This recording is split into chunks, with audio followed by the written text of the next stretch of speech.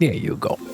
Howdy pal guys and gals, and welcome to a tips and tricks guide on how to start off strong in Palworld. Now first things first, you are in a survival game. That means everything is yours. You are now a loot goblin. If you see something on the ground, pick it up. You see this on the ground, pick it up. You see an animal over there, pick it up. It's yours. Take everything you can and put it in your pocket and then put it in your base because you never know when you're going to need it. With that in mind, you need to start looking at making a base.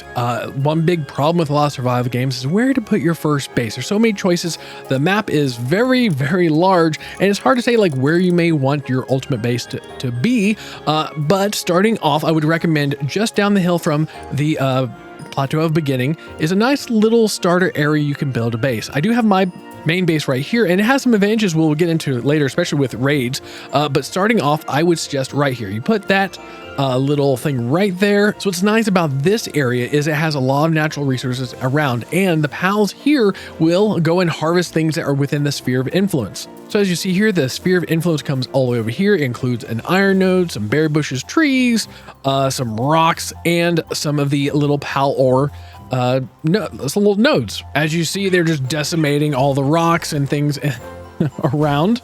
So just like that, they're packing this chest full of goodies for me so that I can have tons of stuff later. And everything that goes in a chest you can build within your little area of effect without having to pull it out to build, which is great. Now, the only real major issue with this area, it is pretty open. You have a lot of flat area to build, which is good because a lot of the structures don't really like to be on a slant, but you will get raided. So don't forget to build up your defenses. There are not too many ways into this area.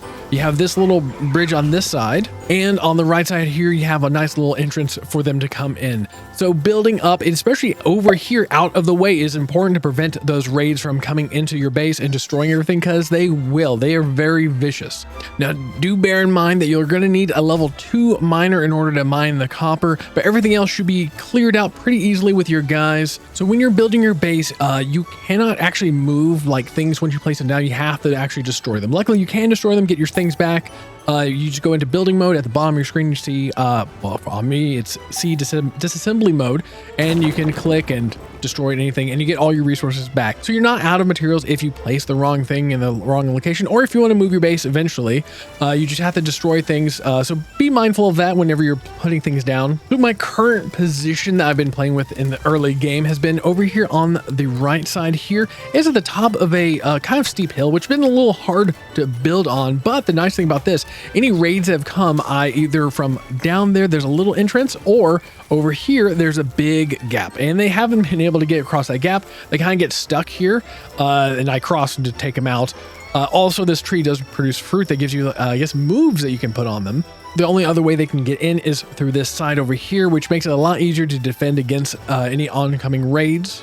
So eventually I'm going to move this base to somewhere a little bit flatter and build something kind of massive. So remember, when you're setting up your base, that pals don't seem to be able to fit through doors that well. The pathing doesn't seem to be quite right. So if you need them to help you with something like if I was going to make some cloth, etc., that it's better to be on the outside so they can actually get to it. Or if you have any pals in your inventory that can help, you can throw them at the workbench and they will start working on it with you or for you. Something else to remember, don't forget to look above the crafting area to see what you need. So this requires kindling to throw out a pal that will help with that.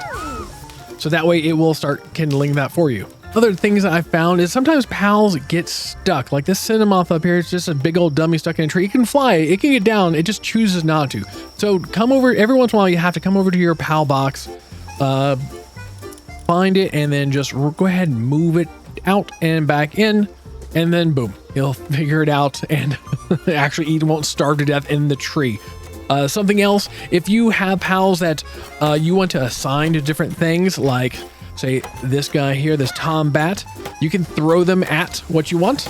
And you see on there, fixed assignment to Stone Pit. So they'll start working on that more exclusively. Obviously, having any of your pals that have their attributes as mining only means that they're going to focus on one thing rather than others. Speaking about jobs that your pals can do, we have a pinglet here, for example. On the bottom right here, we see work suitability, and that shows you what things that they can do. Most things will give you little tool tips, like the kindling, it will help with the fire. Handiwork's a building like cloth or pal spheres. Transporting is how they move things around the base, if you have chests set up for them to put them in, etc. Most of it's pretty self-explanatory, so just pay attention to that. And of course, higher level means they do things better. So try, focus on our pals that have a higher level in specialized jobs. That way you don't have them kind of not doing as much all around the base. So always remember your pals are working to achieve your goal of world domination, and they will keep on working. So leave things here if you want them to work on them when you're not here. That way you always have materials for later. Just because you put something somewhere doesn't mean it has to be done right away.